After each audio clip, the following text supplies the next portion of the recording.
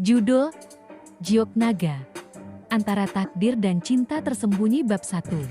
Lembah kabut dan gadis Giok di jantung pegunungan terpencil, di mana kabut abadi menari di antara puncak-puncak yang menjulang tinggi, tersembunyi sebuah desa bernama Yulan. Desa ini, jauh dari hiruk-pikuk ibu kota kerajaan Zhou, adalah tempat kedamaian dan kesederhanaan. Di antara gubuk-gubuk beratap jerami dan ladang-ladang hijau yang subur, hiduplah Lin Yue, seorang gadis desa berusia 17 tahun. Lin Yue memiliki mata seindah batu giok yang memancarkan kehangatan dan kecerdasan. Rambutnya sehitam malam, tergerai panjang hingga pinggangnya. Ia dikenal di seluruh desa karena kebaikan hatinya, senyumnya yang menular, dan kemampuannya untuk menghibur siapapun yang sedang bersedih. Namun, sedikit yang tahu bahwa di dalam diri Lin Yue mengalir darah penirus naga, keturunan terakhir dari garis keturunan legendaris yang terlupakan oleh waktu.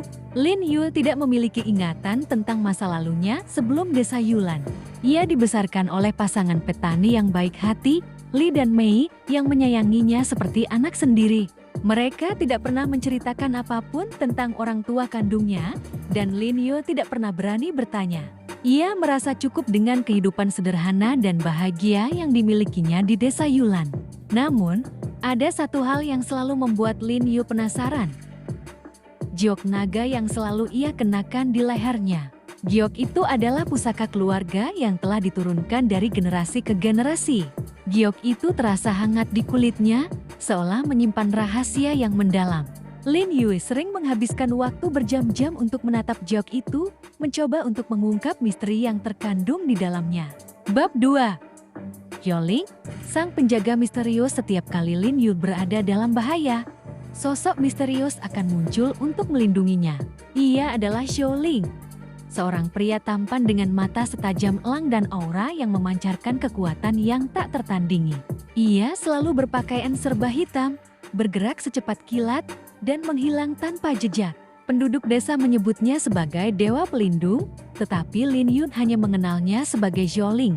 Xiaoling jarang muncul di desa Yulan. Ia biasanya tinggal di hutan terpencil di dekat desa, menjaga Lin Yue dari kejauhan. Ia hanya akan muncul jika Lin Yue benar-benar dalam bahaya, dan ia akan menghilang setelah memastikan bahwa Lin Yue aman. Lin Yue merasa ada ikatan yang kuat antara dirinya dan Xiaoling.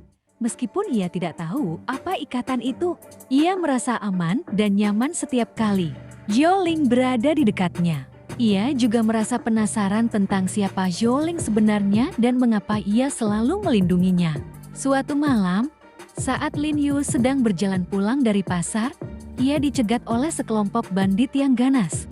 Mereka adalah orang-orang jahat yang sering meneror desa Yulan, merampok dan melukai penduduk desa yang tidak berdaya. Lin Yue ketakutan, tetapi ia mencoba untuk tetap tenang. "Serahkan semua uangmu," teriak salah seorang bandit dengan suara kasar. Lin Yue menggelengkan kepalanya. "Aku tidak punya uang," jawabnya dengan suara gemetar. Para bandit tertawa mengejek.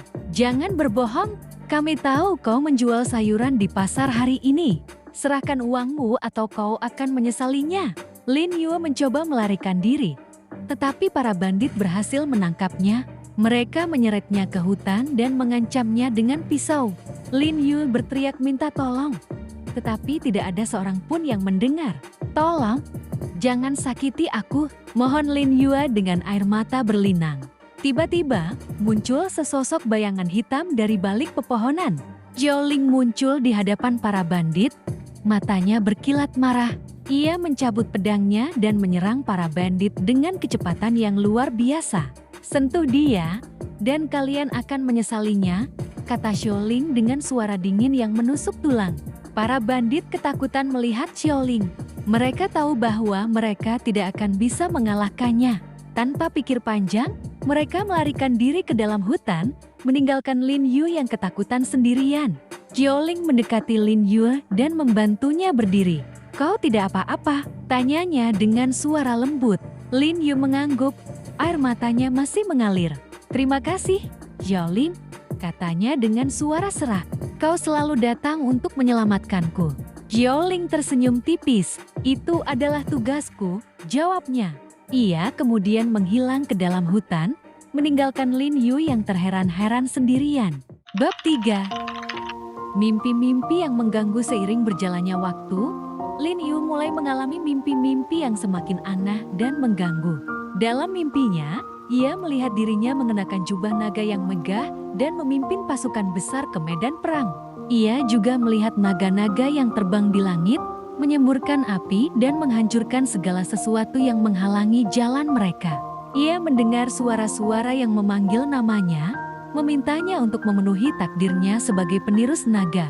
Lin Yu merasa bingung dan takut dengan mimpi-mimpinya. Ia tidak tahu apa arti dari semua itu. Ia adalah seorang gadis desa biasa, bagaimana mungkin ia bisa menjadi penerus naga yang legendaris? Ia mencoba untuk mengabaikan mimpi-mimpinya, tetapi mereka terus menghantuinya setiap malam.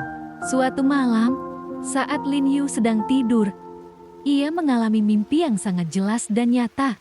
Dalam mimpinya, ia melihat dirinya berdiri di puncak gunung yang tinggi, menghadap ke sebuah kerajaan yang luas dan indah.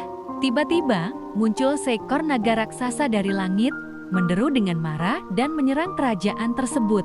Lin Yu merasa ngeri melihat kerajaan itu hancur dan terbakar di hadapannya. Ia terbangun dari mimpinya dengan keringat dingin membasahi tubuhnya. Jantungnya berdebar kencang, dan ia merasa ketakutan yang luar biasa. Ia tahu bahwa mimpi-mimpinya adalah peringatan tentang bahaya yang akan datang.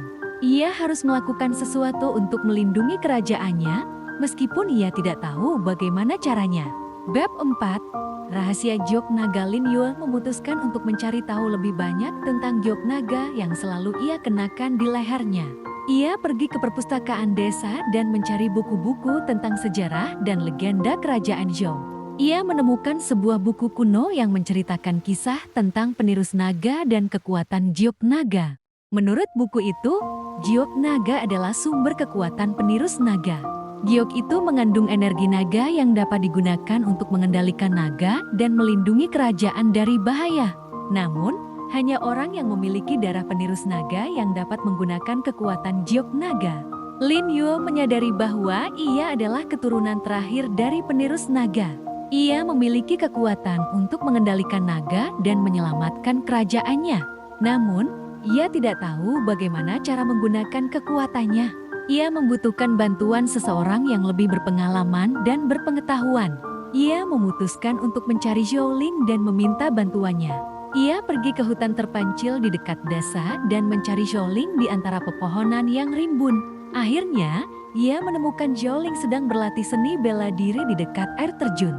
"Zhou-Ling," panggil Lin Yu dengan suara gemetar. "Aku membutuhkan bantuanmu." Zhou-Ling berhenti berlatih dan menatap Lin Yu dengan tatapan bertanya. "Ada apa, Lin Yu?" tanyanya dengan suara lembut. Lin Yu menceritakan semua yang telah ia pelajari tentang penerus naga dan giok naga. Ia juga menceritakan tentang mimpi-mimpinya yang mengganggu dan ketakutannya tentang bahaya yang akan datang. Zhou-Ling mendengarkan dengan seksama saat Lin Yu berbicara. Setelah Lin Yu selesai berbicara, Zhou-Ling terdiam sejenak. Ia kemudian menghela napas dan menatap Lin Yu dengan tatapan serius. "Kau adalah penerus naga, Lin Yu," kata Zhou-Ling dengan suara tegas. "Kau memiliki kekuatan untuk menyelamatkan kerajaannya. Aku akan membantumu mengendalikan kekuatanmu dan memenuhi takdirmu." Bab 5. Takdir memanggil. Berita tentang kembalinya penerus naga menyebar dengan cepat ke seluruh kerajaan. Banyak orang yang senang dan berharap bahwa Lin Yu akan membawa kemakmuran bagi kerajaan. Namun, ada juga orang-orang yang takut dan iri dengan kekuatan Lin Yu. Musuh-musuh kerajaan mulai bergerak. Mereka mengirim pasukan untuk menangkap Lin Yu dan merebut kekuatan naganya. Lin Yu dan Zhou-Ling harus bersiap untuk menghadapi pertempuran yang akan menentukan nasib kerajaan. Bab 6. Pertempuran untuk kerajaan. Lin Yu dan Zhou-Ling memimpin pasukan mereka ke medan perang. Mereka menghadapi musuh-musuh kerajaan dengan keberanian dan kebijaksanaan. Lin Yu menggunakan kekuatannya untuk mengendalikan naga-naga dan menghancurkan pasukan musuh. Pertempuran berlangsung sengit, banyak nyawa yang melayang, tetapi Lin Yu dan Zhou-Ling tidak menyerah. Mereka terus berjuang sampai titik darah penghabisan. Akhirnya, Dengan bantuan naga-naga dan para prajurit yang setia, Lin Yue dan Zhou Ling berhasil mengalahkan musuh-musuh kerajaan. Kerajaan Zhou selamat dari kehancuran. Dan akhirnya, setelah pertempuran, Lin Yue diangkat menjadi ratu kerajaan Zhou. Ia memerintah kerajaan dengan bijaksana dan adil. Ia membawa kemakmuran dan kedamaian bagi rakyatnya. Lin Yue tidak pernah melupakan Zhou Ling. Ia tahu bahwa tanpa bantuannya, ia tidak akan bisa mencapai semua ini. Ia menikahi Zhou Ling dan menjadikan dia sebagai Perdana Menteri Kerajaan. Lin Yue dan Zhou Ling hidup bahagia selamanya. Mereka memerintah kerajaan bersama-sama dan melindungi rakyat mereka dari segala macam bahaya. Kisah mereka menjadi legenda yang diceritakan dari generasi ke generasi.